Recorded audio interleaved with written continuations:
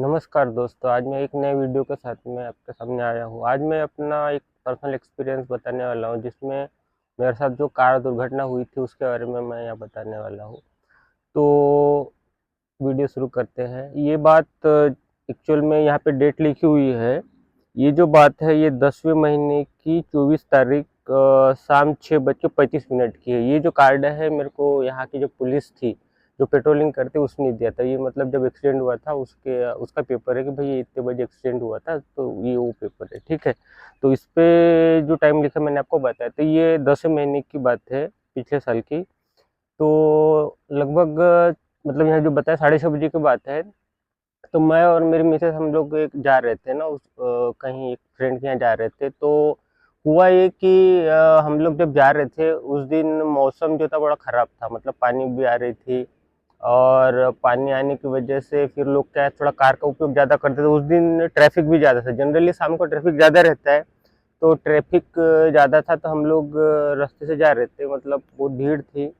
तो हाची-ऊची जो है ना, वो वाले रास्ते से हम लोग जा रहे थे। तो जब हम लोग जा रहे थे उस समय में जाते वक़्त एक सिग्नल था, ठीक है? तो एक सिग्नल होने की वजह से क्या है, वहाँ पे कारें रुकी हुई थी और लाइन बहुत लंबी थी, मतलब कार की एकदम सिग्नल बहुत आगे था। और लेकिन लाइनें बहुत लंबी थी, क्योंकि लोग सब जा रहे थे, कार से धीरे-धीरे चल रहे थे। तो और थोड़ा-सा विज़िबिलिटी भी जो थी ना उस दिन कम थी, क्योंकि पानी की वजह से सामने की विज़िबिलिटी भी थोड़ी खराब थी, तो बहुत दूर का दिख नहीं रहा था। तो मैं जा रहा था और सब कार रुकी हुई थी। तो और कार की स्पीड बहुत धीरे-धीरे जा रही थी, मतलब बहुत स्पीड से नहीं जा रहा था। तो मैं भी उसके साथ-साथ चल रहा था। तो फिर क्या हुआ कि सडनली सामने वाले ने कार रोका। विजिबिलिटी बहुत ज़्यादा नहीं थी और मैंने गैप वैसे मेंटेन किया था, लेकिन गैप जो था सामने वाली कार का वो बहुत ज़्यादा नहीं था, लेकिन था। तो उसने कार सामने वाले ने अपनी गाड़ी रोका, तो मैंने भी रोका। तो जैसे मैंने कार को रोका, तो रोकने के 2 या 3 सेकंड में मैंने ये देखा कि मेरे कार मतलब मेरे को पीछे से किसी ने ठोक दिया है। तो कार को थोड़ा-सा झटका लगा। तो मैं थोड़ा-सा एकदम मतलब सरप्राइज़ हो गया, या फिर अगर बोले तो डर गया। फिर उसके बाद में ये हुआ कि मेरी मिसेज़ थी, वो भी मैंने बोला यार ऐसा-ऐसा हुआ होगा, पीछे से किसी ने ठोका है, तो वो एकदम घबरा गई। तो फिर मैंने बोला ये घबरा गई है, पता नहीं क्या हुआ। तो मैंने बोला कुछ नहीं होता, चिंता मत करिए, अपना इंश्योरेंस वगैरह कोई चिंता नहीं। तो फिर उसके बाद में थोड़ा-सा कूले। तो उसके बाद में जब हम कूल हुए, तो उसके 5 मिनट या 3 मिनट में हम मैं तो कार से उठा भी नहीं, और मैं कार में ही बैठा था, सोच रहे थे क्या करें। तो इसी बीच में क्या हुआ कि जिस पीछे वाले ने मेरे को ठोका था, तो वो जो पीछे वाला जिसने ठोका था ना, वो एक ट्रक ड्राइवर था, मतलब ट्रक था, मीडियम साइज का ट्रक था, कंटेनर था उसमें। तो वो आया और उसने बोला, उसने पहले सबसे पहले मेरे को सॉरी बोला। तो मैंने बोला इट्स ओके, ठीक है, कि उसने जापानीज में बोला। तो उसके बाद में फिर बोला कि मतलब लगा तो नहीं, किसी को इंजरी वगैरह तो नहीं आई, किसी को चोट वगैरह तो नहीं आई। तो मैं हम लोगों को कोई चोट वगैरह आई नहीं थी, सिर्फ पीछे से एक झटका लगा था, जर्क लगा था, लेकिन उसकी वजह से किसी को चोट या ऐसा कुछ भी नहीं हुआ था। तो मैंने बोला किसी भी प्रकार की छोटी या बड़ी किसी भी प्रकार की कोई चोट नहीं आई। तो फिर उसने बोला अभी पुलिस को बुलाओ क्या। तो मैंने बोला यार अभी इसके अलावा तो कोई ऑप्शन है नहीं, पुलिस को बुलाना पड़ेगा। जनरली क्या रहता है कि जापान में क्या होता है कि जब एक्सीडेंट होता है तो दोनों जनरली आपस में बात नहीं करते। क्या करते हैं कि पुलिस को बुलाना पड़ता है। इसमें पुलिस ही आके सारा जो सेटलमेंट है पुलिस करती है। दो लोग आपस में सेटलमेंट नहीं कर सकते कि भाई तू इतना ले ले और छोड़ दे, अपन चले जाते हैं और अपना कर लो करके। तो इस प्रकार का म्यूचुअल सेटलमेंट जापान में नहीं होता, वो इलीगल है। आपको पुलिस को ही बुलाना पड़ेगा, चाहे कुछ भी छोटी सी भी दुर्घटना घटी हो। इंडिया में क्या होता है कि आपको तो पता है कि पहले तो लोग पीटना चालू कर देते हैं, तेरे को दिखता नहीं क्या, और बहुत मतलब झगड़े वगैरह हो जाते हैं। जापान के अंदर में ऐसा है कि दोनों आपस में जनरली बात नहीं करेंगे। दोनों जिसका दो लोगों का एक्सीडेंट हुआ है वो आपस में बात नहीं करते, पुलिस ही बात करती है। सिर्फ पुलिस को बुलाते, पुलिस आती है और बात करती है। तो ऐसा था। तो फिर उसने बोला पुलिस को बुलाओ क्या, तो मैंने बोला हाँ यार बुलाना तो पड़ेगा। फिर उसके बाद में क्या हुआ कि इसी बीच में मैं उतरा कार से, देखा कि क्या हुआ। तो मैंने जब देखा तो क्या हुआ था कि ये जो मेरी कार है ना, इसका ये जो ग्लास है, ये वाला पूरा कांच, रियर डोर का जो कांच है पूरे तरीके से टूट गया था ये वाला। प्लस यहाँ से ये जो है ना बेंड हो गया था। और ये नीचे का जो बम्पर है ना, इसमें भी डैमेज हो गया था, कुछ गड्ढे वगैरह हो गए थे, छेद हो गए थे उसके। तो ये डैमेज था, उसका मैंने फोटो वगैरह ले लिया।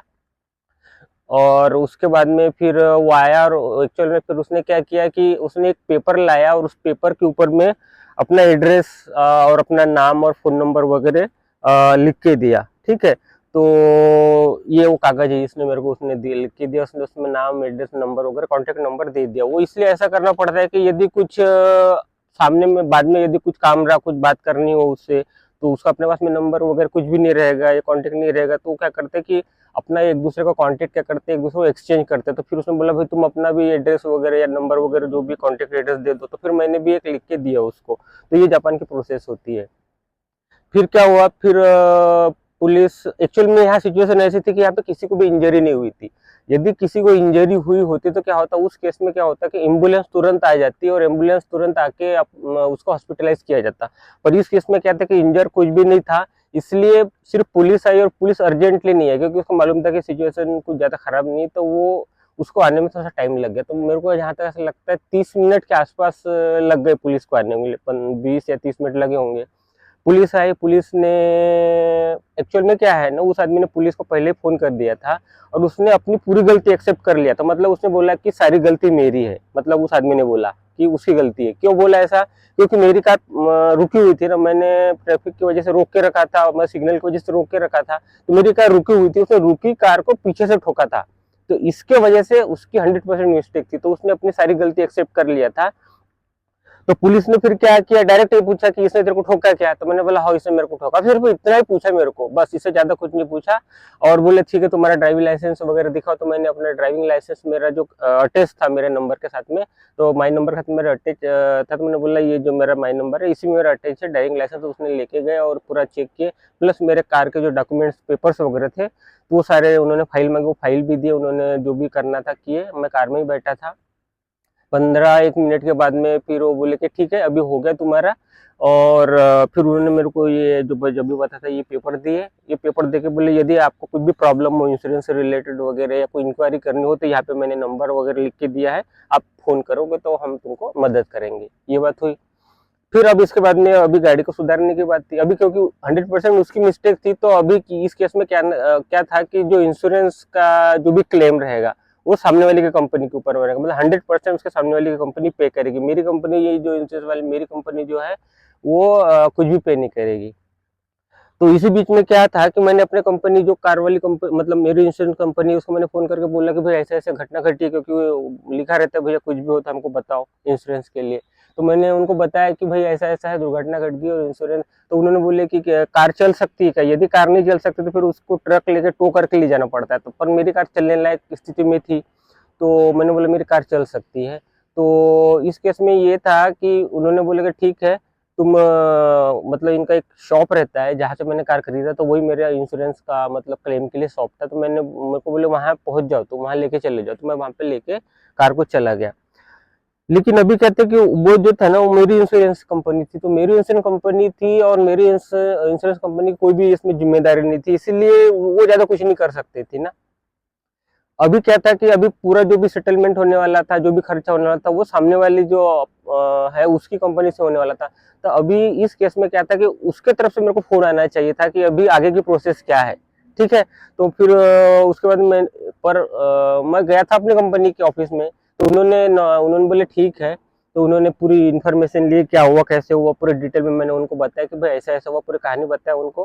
फिर उसके बाद में उन्होंने क्या किया कि भाई क्या क्या डैमेज हुआ ये भी पूछे, तो मैंने उनको बताया कि ये जो डैमेज हुआ। फिर उन्होंने फोटो वगैरह भी निकाला बकायदा कि कहाँ से क्या हुआ, उसमें पूरी फोटोज वगैरह निकाले। प्लस उन्होंने क्या किए थे कि यहाँ का जो पूरा कांच फूट गया था और उस दिन पानी भी आ रही थी, बरसात का टाइम था, तो पानी अंदर नहीं घुसना चाहिए बोल के इसके ऊपर हम पॉलिथीन अच्छे से पैक कर दिए, पॉलिथीन लगा दी थी उन्होंने। तो फिर मेरे को बोले कि अभी तुम इसको लेकर घर जाओ। तो मैंने बोला यार ऐसी कार लेकर मैं घर जाऊंगा, क्योंकि मैंने क्या सोचा था कि कार यहाँ जमा हो जाएगी और जमा होने के बाद में उसके बदले में मेरे को जो दाइशा बोलते हैं, दूसरी कार जो होती कुछ दिन के लिए, जब तक मेरी ठीक नहीं होती तब तक मेरे को मिलेगी। मैंने अपने माइंड में ऐसा इमेजिन किया था। तो मैं थोड़ा सा शॉक हो गया, ये कार लेके भी मैं कितने दिन चलाऊंगा, क्या करूंगा, मेरे मन में वो सवाल था। तो बोले कि अभी सिचुएशन ऐसा है कि तुम्हारी जो इंश्योरेंस कंपनी है यानी उसका रिस्पॉन्सिबिलिटी नहीं है, इसलिए वो कुछ नहीं बता सकती। अभी जो भी होगा वो सामने वाली कंपनी के हिसाब से होगा।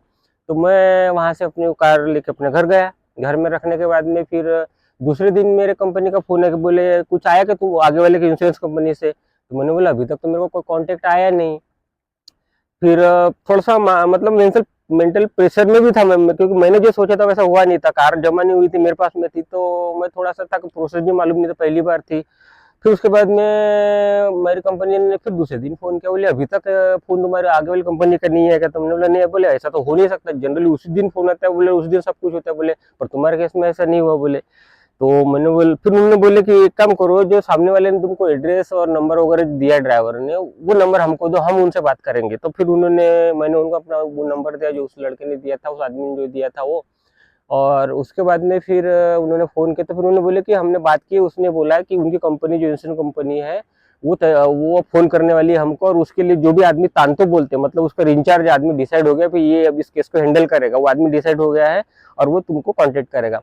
अब क्या हुआ कि उसका मेरे को फ़ोन आया था, उसकी जो कंपनी है ना, उसका मेरे को फ़ोन आया था, लेकिन उस समय में मैं कंपनी में कुछ काम कर रहा था ना, मीटिंग थी, क्या थी एग्जैक्ट याद नहीं आ रहा, तो मैंने फ़ोन को रिसीव नहीं किया। और रिसीव नहीं किया, और उसके थोड़े देर बाद में फिर मेरे कंपनी का फोन आया। मेरे को लगा कि मेरी कंपनी ने पहले फोन की होगी या कुछ इस तरीके से, तो मैंने वो जो पहले बार फोन आया था, मैंने उसको कॉल बैक नहीं किया, डबल से फोन नहीं किया। तो उसकी वजह से क्या हुआ कि आगे वाले ने फिर डबल से मेरे को कॉल ही नहीं किया, उसने सोचा कि अरे करेगा बोल के, और मैंने किया ही नहीं। मुझे लगा मेरी कंपनी वाले होगा, अभी इसको काय को फोन करूं, मैंने उतना चेक नहीं किया। अब इस केस में ऐसा हो गया कि उन्होंने मेरे को फोन नहीं किया, मेरी कंपनी बोली यार अभी तक कैसे नहीं हुआ, वो मैसेज कर रहे हो उनको, और वो बोल, तो उस केस में था कि जो तांतो था वो कभी कभी उसके साथ में कांटेक्ट नहीं होता था उनका, क्योंकि दूसरे काम में भी रहता था।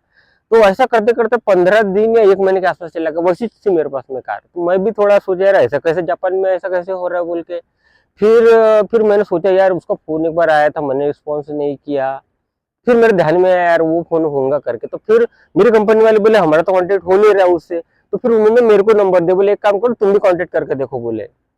तो फिर मैंने कांटेक्ट किया, जैसे मैंने कांटेक्ट किया उसने फोन उठाया, और फिर मैंने बोला यार ऐसा ऐसा है, तो उसने बोला अरे हमने तो आपको फोन किया। तो मैंने बोला एक बार फोन किए थे, इसके बाद में फोन नहीं करोगे? तो मैं थोड़ा उस पर गर्म हुआ ना। फिर उसके बाद तुरंत बोले ठीक है अभी हम तुम्हारा प्रोसेस करते हैं। तो उसने क्या किया कि जो रिपेयर करने वाला जो उनका वर्कशॉप था, वहां से फिर उसके बाद मेरे को फोन आया, बोले तुम्हारी कार लेने के लिए कब आओ बोले। तो फिर मैंने बोला तुम एक काम करो, क्योंकि मैं तो ऑफिस में रहता हूँ, तो मैं दिन के टाइम में नहीं रहूंगा, या तो एक काम करो तुम 6 बजे वगैरह टाइम में आ जाओ। तो उसने बोला ठीक है। तो फिर उसके दूसरे दिन शाम को 6 बजे वगैरह, 5 या 6 के बीच में वो फिर आया। उसने क्या किया कि फिर उसने मेरे को पूछा कि बोले तुमको अभी इसके बदले में, क्योंकि जितने दिनों कार रिपेयर हो गई उतने दिन तक मैं क्या करूंगा, तो क्या करते वो ऐसे इंश्योरेंस रहता है कि वो अपने को एक दूसरी कार देते उतने दिनों के लिए, उसका हमको कोई पैसा नहीं भरना पड़ता। तो उसने बोला कि तुम्हारे लिए दूसरे कार का अरेंजमेंट करते हैं हम, तो वो कैसी कार चाहिए? तो मैंने बोला कि मेरे को मेरी जो कार है उसी टाइप की चाहिए, क्योंकि मेरी 8 सीटर है, तो मेरे को 8 सीटर चाहिए, सेरेना है। तो वो बोले पहले तो उन्होंने बोले कि हम 5 सीटर देंगे। तो मैंने बोला अगर मेरे को 6 सीटर 8 सीटर मिली तो अच्छा रहेगा। तो बोले ऐसा आपको इतनी बड़ी कार क्यों चाहिए? तो मैंने बोला कि क्या हम लोग फ्रेंड्स वगैरह रहते हैं, हम लोग कहीं घूमने वगैरह जाते हैं, तो हमको बड़ी कार की जरूरत पड़ती है। तो फिर उन्होंने बोला ठीक है बोला। तो फिर उसने जो प्रोसेस था, अलग से प्रोसेस करना पड़ा उसको, वो प्रोसेस किया और बोले अरेंजमेंट हो गई बोले। तो मैं आज शाम को लेके आता, सॉरी दूसरे दिन बोले मैं लेके आता बोले आपके यहाँ पे, और वो आपकी कार लेके जाता बोले। तो फिर वो आया, उसने अपनी कार दिया, मेरी कार लेके गया। और फिर उसने बोला कि अभी इसको 3-4 महीने लग जाएंगे, मतलब नए साल जो है ना उसमें मिलेगा तुमको जनवरी वगैरह में। तो मैंने बोला कि यार ठीक है, अपने पास में ऑलरेडी एक कार दी हुई है, अब थोड़ा लेट भी है, हमको क्या करना है, अपन तो खाली थोड़ी है, अपने पास तो कार है, हम उसको इस्तेमाल करेंगे। तो बोला ठीक है बोला उसको। फिर उसके बाद में वो पूरा तारीख हो गया, मतलब अगला साल आ गया, जनवरी भी हो गई। तो बोला अभी तक कैसे क्या? तो वो बोले अभी तक होने को है बोले, क्योंकि वो जो तांतो था, मतलब जो इंचार्ज था ना, उसकी तबीयत वगैरह खराब थी, तो बहुत दिन से एब्सेंट था, तो वो कांटेक्ट नहीं हो रहा था, सिचुएशन क्या है क्या नहीं हो रहा है। तो मैंने भी फोन किया अपने कंपनी इंश्योरेंस वाले को, बोला कि अभी तक नहीं हुआ। तो बोले हम लोग कांटेक्ट करते बोले। तो फिर उन्होंने बताया कि बोले जो तुम्हारा इंचार्ज था उसकी तबीयत खराब थी, इसलिए काम कुछ ज्यादा हुआ नहीं। मैंने बोला फिर भी तारीख तो बताओ कि कब मिलेगी? तो फिर उन्होंने बोले और 2-3 महीने लगेंगे ऐसा करके। तो फाइनली मेरे को ये जो कार है बन के जो मिली है, ये चौथे महीने के एंडिंग में मिली, मतलब अप्रैल के 25 तारीख के आसपास में मेरे को कार बन के मिली। और फिर उसके बाद उन्होंने बताया कि इसको बनाने का टोटल जो खर्चा, रिपेयर का जो खर्चा था, तो वो 12 लाख के आसपास में इसका खर्चा आया। तो उन्होंने क्या किए, ये पूरा जो डोर है ना, ये पूरा नया वाला जो है, इसको पूरे को इन्होंने ये पूरा सिस्टम इन्होंने नया लगा दिया, ये पूरा इन्होंने नया लगा दिया, ये वाला पूरा डोर, प्लस ये जो बम्पर था ये बम्पर भी नया लगा दिया, और प्लस साइड में ये जो इसका जो ये रहता है ना एक सेगमेंट ये वाला जिसमें लाइट लगी, तो ये से दोनों ऐसे करके इतना आइटम उन्होंने बिल्कुल नया करके दिए। और अभी कार ठीक है, कोई प्रॉब्लम नहीं है। तो दोस्तों कैसा लगा आपको मेरा कार एक्सीडेंट वाला एक्सपीरियंस, आप बताइए। और आपको अगर मेरा चैनल पसंद है, वीडियो पसंद है, तो मेरे चैनल को लाइक सब्सक्राइब कीजिए, वीडियो को लाइक कीजिए। Thank you very much.